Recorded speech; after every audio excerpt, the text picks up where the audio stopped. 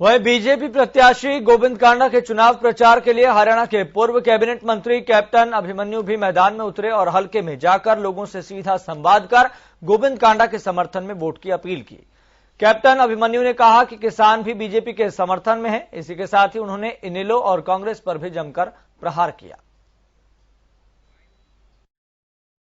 इस प्रकार से चुनाव प्रचार अपने अंतिम चरण में आ रहा है।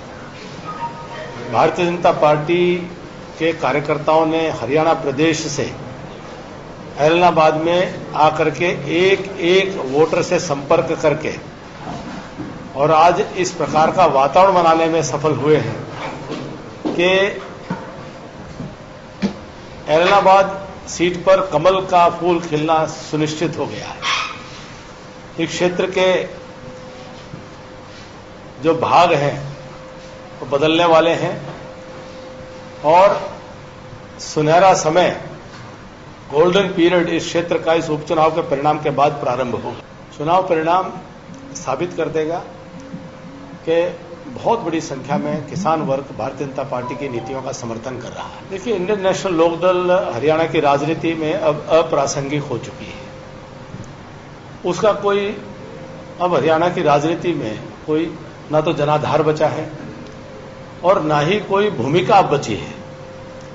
एक विधायक ले दे करके थे, वो स्वयं में उनको इस बात की स्पष्टता नहीं कि उनको किस मुद्दे के ऊपर राजनीति करनी है।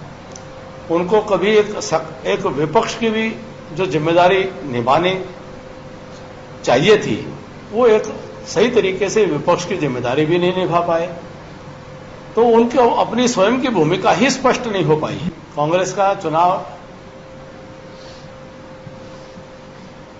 जिस स्थिति में है वह लगातार कमजोर होता जा रहा है। कांग्रेस मुकाबले से बाहर हो चुकी है।